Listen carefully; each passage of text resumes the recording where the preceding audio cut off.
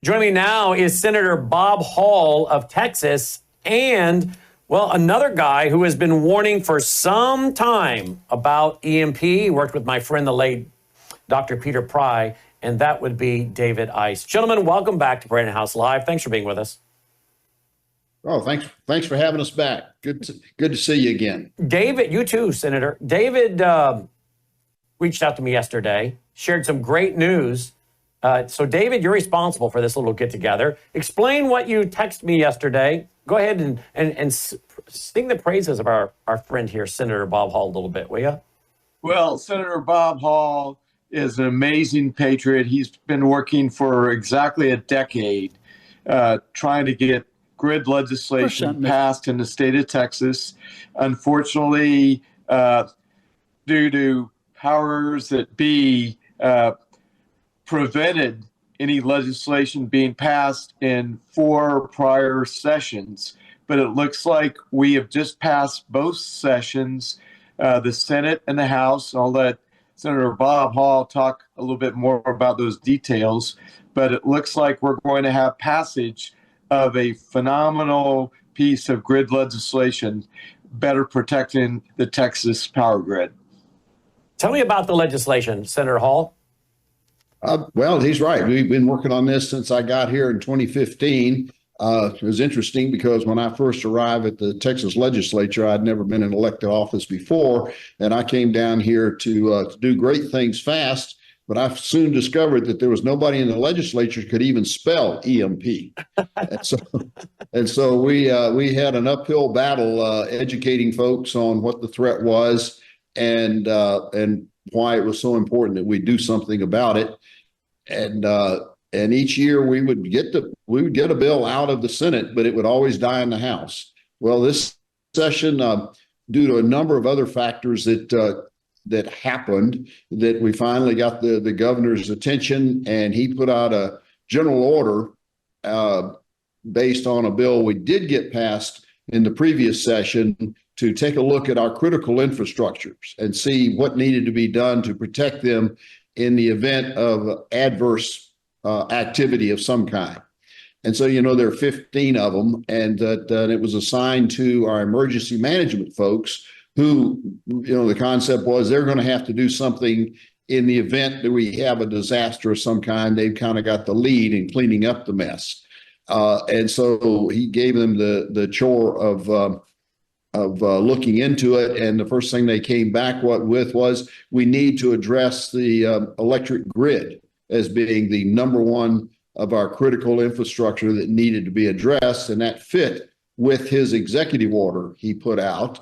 And so they went to work laying out that it needed to be done. And that report was published just before we came back into session in January. And so our bill, it was very closely coupled to what we'd been proposing needed to be done to protect the electrical grid. And for those that are unaware, Texas is the only state in the United States that actually has its own electric grid. It's not coupled with the rest of the country. It is totally independent with Texas. There's a few places that have interconnect with other states, but the bulk, at least 85% of Texas is under what's called ERCOT, which is the Texas Electrical Grid. We're not part of the federal network under NERC or FERC.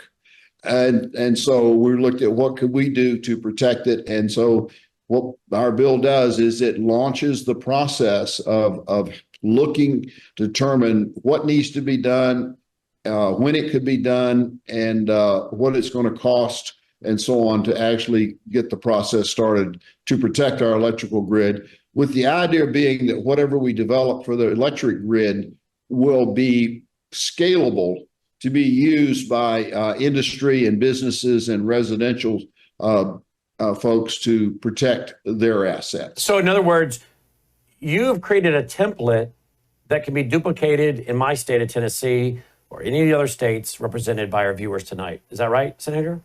Yes, it can be used, but with other states, like your state, you're going to have to be working in conjunction with other states.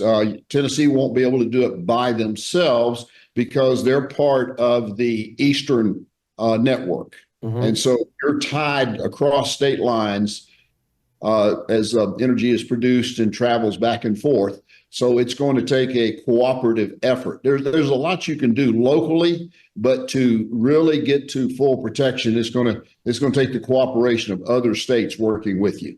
What does the protection of the grid, and I want Senator to respond to this too, but David, what does the protection of the grid look like also when it comes to these power substations? We have a power substation in our town that, I mean, almost all of us drive by it frequently.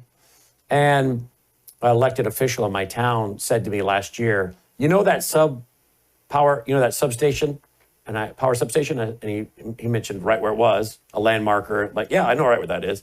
He said, do you realize that runs the whole town? I said, really? I didn't know if we had 2 or 3 of those. He said, no, that runs the whole town. You take that one down, whole town's down. There's virtually no security. And my question to you, David, is not only do we need to harden the grid, but these power substations are just so vulnerable. What are your thoughts? Exactly right, Brandon. There's more than 55,000 substations. And if you drive around your subdivision, you'll find them protected only by chain link fence. That's right. As we talked about in our movie, Grid Down, Power Up, that has really helped us start a movement to get informed citizens. And I call us grid warriors to be able to rise up and tell our legislators, regulators, board of directors of our public utilities that we've got to better protect our substations. And we're very concerned about the transformers because these transformers are largely made overseas. There's more than 500 that have been manufactured in China. If these transformers go out, it could take 4 to 5 years to replace them. And therefore, as you said, if our substations go out, suddenly we don't have power coming to our individual residences, our municipal water systems will go out, our wastewater systems will go out, which will lead to massive disease. And the EMP Commission found that operated at the behest of Congress for more than 17 years, as many as 90% of American citizens could die if the power goes out on a nationwide basis for an extended period of time. Wow. So what do you make of that? Surely that's on your radar too, Senator, right? The vulnerability of these power substations? Oh, absolutely. That's all part of it. That's one of the major elements. Matter of fact, the good news is that we have one of our power companies here in Texas that a couple of years ago had a real enterprising engineer that told management, he says, I think I know how to design a hardened substation. And so they turned him loose, and by golly, he did it. What did he do? What did he do? Well, he used new technology, and he designed it understanding the threat, the E1, E2, and E3 pulse from an EMP, and looked at new technology, and he actually came up with a design that was a significant reduction in the physical size of the substation, which made it easier to harden, but also a significant reduction in the cost. His unit only costs 1/4 of what a current substation doing the same job would cost that's not hardened. And it's in production now with Siemens. They're manufacturing them. Wow. So you also agreed that it's not only EMP, but any of these illegal aliens that are invaders, I should say, they're still here doing physical attacks to a power substation, or some of the anarchists, the communist groups. I mean, is anyone showing designs of how to physically harden these power substations? Well, this substation is small enough that you could very well put it inside a hardened facility, a concrete structure. We're talking about something that has reduced what would normally be in a room that's probably a good 12 by 18 feet. That's about the size of 2 telephone booths. Really? Or less. And so, yes, and the key was moving to fiber optics Oh, in controls, which gives you they're just pretty much impervious to the EMP, but also significant reduction in size and cost and weight. yes, yes. David, where is President Trump on hardening the grid? I know he's introduced a big deal for the Golden Dome. In fact, here we go. Let me play this right here. Here he is talking about the dome, which I believe in. Here we go. Look at this. Mr. President, add this to the long and growing list of promises made and promises kept. Ultimately, this right here, the Golden Dome for America, is a game changer.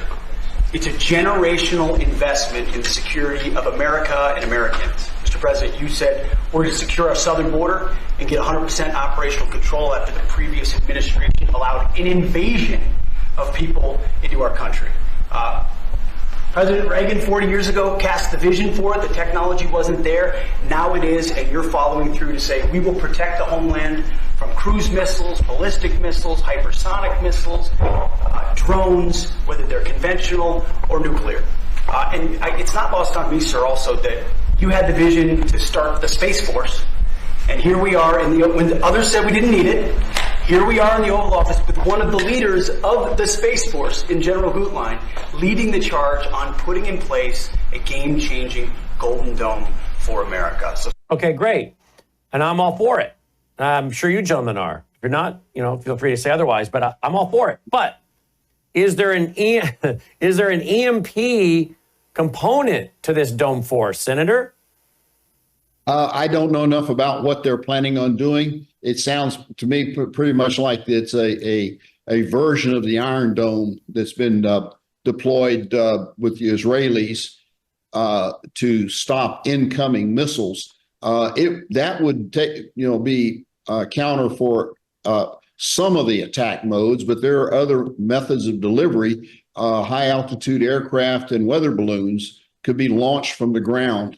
Not quite as effective as something that would be detonated, say, 250 nautical miles above Kansas, but you get it up near the top of the atmosphere and get two or three of them across the country, and you've got the same effect as you'd have with one big one, a little bit higher.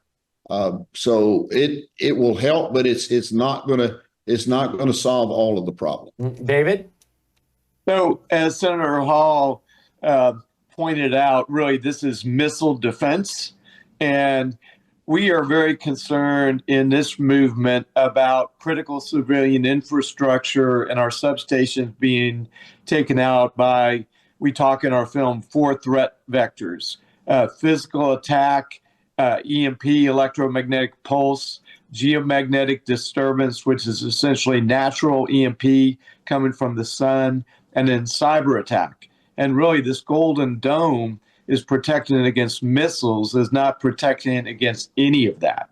And we are worried about our critical civilian infrastructure being taken out by either adversaries or, as you mentioned, terrorist groups, et cetera, that would just go after without firing a shot. Because what an EMP is a detonation of a nuclear blast in the atmosphere. Nobody is directly killed except for the electricity going out. Senator, name your bill again, and when is it set to be signed by Governor Abbott? Well, it's Senate Bill 75. It was just passed on third reading from the House today with an amendment. It'll have to come back to the Senate where I'll accept the amendment because it was one I sent over to the House for them to add to the bill. It was a separate bill that added what we call a tabletop exercise, which will allow our folks to be able to do a simulated evaluation of various scenarios of what we do to harden it. It was suggested by our Governor Abbott that we would add that to it. And so, would the public be able to watch that? They'll probably get the results of it. They probably won't be able to watch. It's like as we go through this, there'll be a lot of what we will discover and what we'll be planning on doing that will not want to be highly publicized, Right. for purposes of national defense in there. But as soon as that bill comes over, we will accept the modification to it, and then it will go to the governor. So we're probably a week to 10 days away from him signing the bill. But he's been participating in this all along. It's something he's been very supportive of. Couldn't have done it without his full support and working with his team to get what he needs in there so that we can have a meaningful effort of moving forward to define what we need to do to protect our electric grid. And he recognizes that how important electricity is. Most people don't stop and think about that issue, but it is the second most important thing to sustaining life. You'll live longer without food and water than you will without electricity. And the only thing more important than electricity is air. That's it. Next comes electricity, because without electricity, folks won't get water for very long. You won't get fuel. You won't get anything delivered. The cars won't run. Planes won't fly. There'll be no communications, no telephones, no TV. We will be back to the 1800s in our society, in something that will be non-fixable in our lifetime, because we would not have either the spare parts or the ability to move the equipment. So an EMP would be unrecoverable. That is correct. Today, and we had the power companies admit that in one of our previous hearings when we asked them, well, if we had an EMP today, would we be able to recover? And the answer was no, we will not. And that's the same thing the White House Commission on EMP study that David mentioned a while ago, that came to the conclusion that one EMP would result in about 90% of the population dying within the first 11 months, because most people do not know how to plant tomatoes and potatoes and don't have cows and pigs in their backyard, or chickens even. And so they'd be left with what they have in their basement refrigerator because there'd be no more delivery. You know, what about if they just took down the Northeast grid and left up Texas and then the West Coast grid? Think about all that population flooding west. I mean, again, if our enemies are looking to damage us, sure, take the whole thing down. But what if there was a psychological narrative or psychological component that our enemies wanted us, the American people, to watch a playing out of massive suffering that the country's never seen probably since the Civil War, and being our population so much larger. Take down the Western grid, or just take down the Eastern grid, and then watch what the population does, and let our enemies know that whatever television's up and communications are up on that section of the country is going to be able to watch the devastation on that side as they move into the side that does have electricity. Has anyone ever thought about that as far as a psychological warfare and actually a suffering?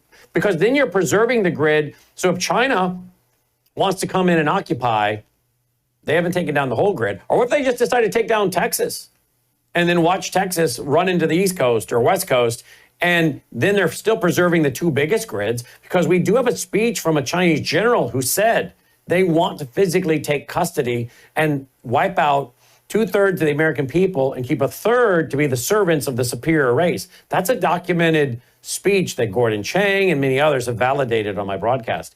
So has there been a contingency for taking down one of the three grids only for the reasons I mentioned? Well, we have no real contingency for any kind of an EMP attack. That is something that has been put off as, well, that's just probably not going to happen. But any combination that you're talking about, it could very well be a failed attempt to take down the entire grid that results in a partial takedown of it. There's any combination is possible. And as you know from having watched wars and battles, very seldom do any of them ever come out like they planned from the very beginning, but they do a great deal of damage. So, and we're vulnerable. I mean, just take a look at how bad we suffered here in Texas a couple of years ago when we had Winter Storm Uri that took a part of our grid down. And in just a couple of days, we had over 200 people that were dead. And it came very close to being a whole lot worse than that. And because we find ourselves in a very, very vulnerable position, the environmentalists have just about destroyed our capability from an electric power generation standpoint. They've forced us to shut down about 36 coal-fired plants, and then they have swamped our state with unreliable energy sources of wind and solar that will be gone, very quickly in any kind of a disaster. So we're in a very, very vulnerable position, and just barely right now have enough electric power to meet the needs of the people. And as things grow and the demand with some of the industries, AI and others that have a huge energy demand, we are going to have to find a way to actually produce more. And hopefully we will do all of that new production with hardened units and not with unreliable wind and solar or batteries. Let me have you mention before we go first let me answer this. Is anyone talking to President Trump about hardening the entire grid? Is that even, I know that was in his first 100 days speech, the first term. Is that anywhere on this second term, David? No, let me weigh in on that. 2019, President Trump passed an executive order talking about protecting the grid against EMP and GMD, natural EMP. That was codified into law in the 2020 National Defense Authorization Act. But unfortunately, once Biden came in, there were a number of delegations that went to the agencies, DOE, DHS, et cetera. And unfortunately, there's stagnation inside those agencies. And so I have not heard anything specific that President Trump has talked about relative to those prior actions, but hopefully something is working behind the scenes. All right, in closing, Senator, what about your gambling bill? Remember we had you on here talking about what looks to be some major organized crime with your Texas lottery. Where are we at with that? Well, we have, since I talked to you last, we've uncovered even more criminal activities associated with what was going on with our lottery. We found that we absolutely have a major organized crime syndicate that was operating within the Texas government. We've taken some steps to shut down the couriers, which were a major contributor to it. And I had a bill that would have ended the lottery because and that's what I would like to see happen, because I see no way to clean up their act and have them continue. Besides, the government has no business being in the gambling business. Gambling is just a magnet for a culture of corruption. So we have no business. But unfortunately, or fortunately, depending on how you look at it, it brings in about $3 billion a year that is used for our schools, our veterans, and a couple other things. And we're at a point in the budget for the next 2 years that money is needed to continue operating the government. So we're going to have a bill that will tighten up operations, move them to a new organization, and proceed for the next 2 years till we come back under close scrutiny and a lot of bright lights being shined on what they're doing. And then we'll go through what we call the sunset process when we come back into session in 2027.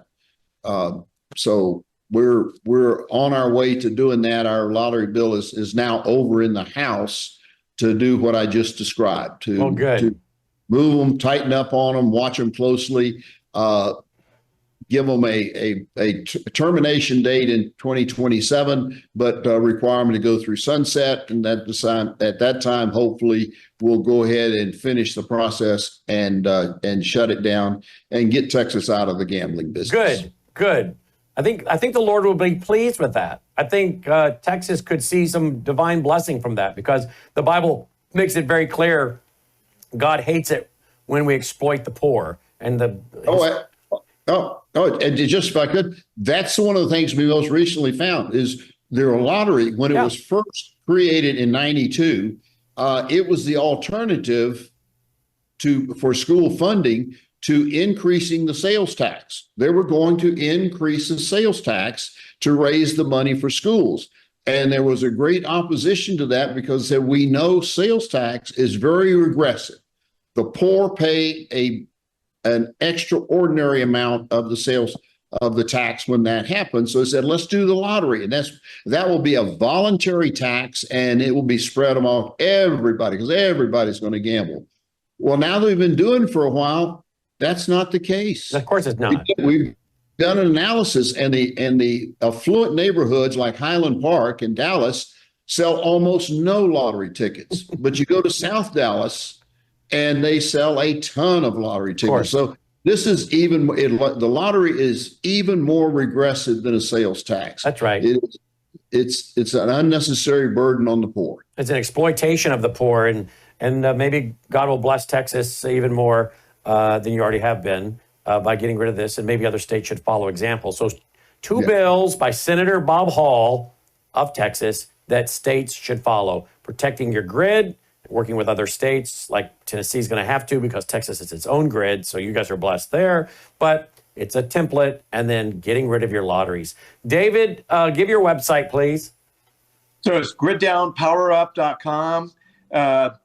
Please go to, we have the participate tab in the top right-hand corner where you can write emails and sign petitions, make phone calls to your legislators, regulators, members of board of directors, become a grid warrior. Please sign up, help work your states. I cannot thank Senator Bob Hall for his amazing patriotism over this last decade, what he's done for the nation in starting this ball rolling in terms of grid protection. Indeed. And Senator, yours is what? SenatorBobHall.com? That's correct. Yeah, SenatorBobHall.com. Appreciate it. Appreciate both you gentlemen. Thank you, guys. Yes. Thank you. Oh, God bless you, and you keep up the good work. Thank you, Senator. You as well. And David, you as well. And congratulations on your bill. We look forward to seeing the video of the governor signing it. We'll show it here when he does. All right. Senator Bob Hall and David Tice checking in tonight here on Brandon House Live. Thankful for both those guys, aren't you?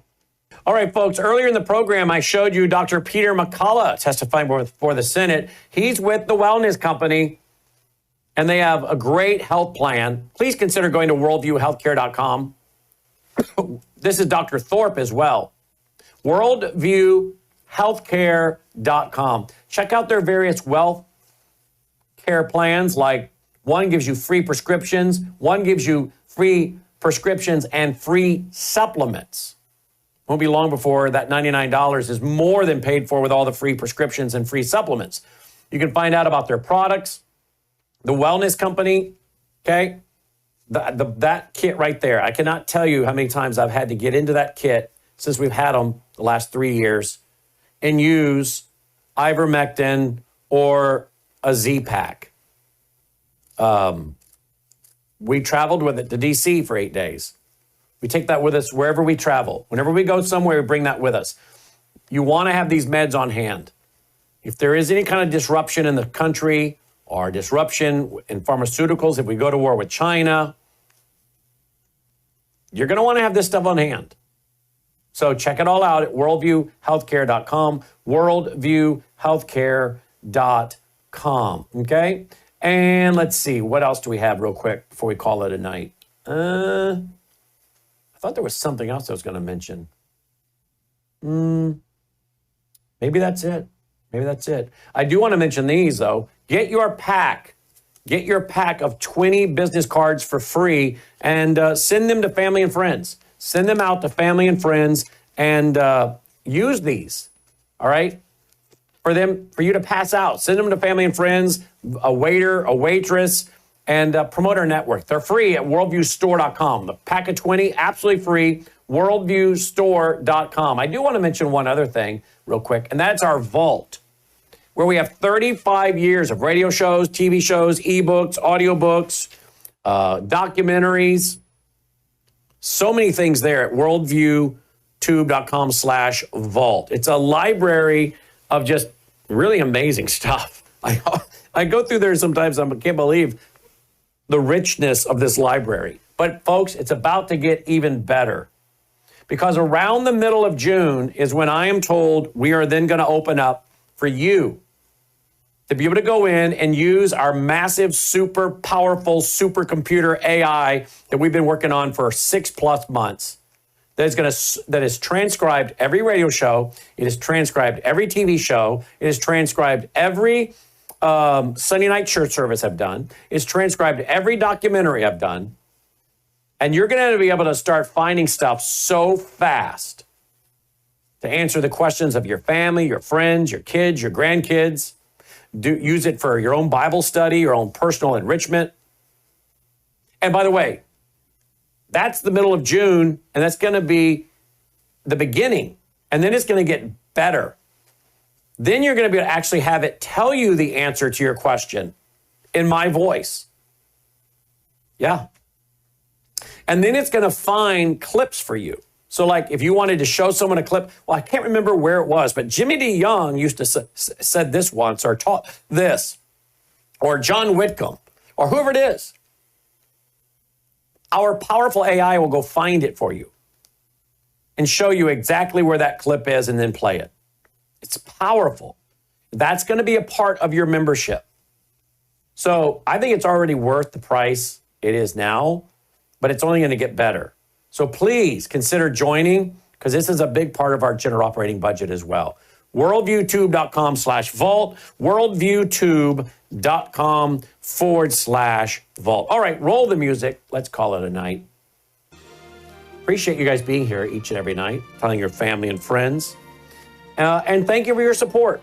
We are a listener-supported network. Whether you use the products that we offer, which we use as well, or through our foundation. Collectively, between all of these different ways, we got to bring in $40,000 a month to keep it all going. And as I always say, that does not include my salary, and I got to make a salary too.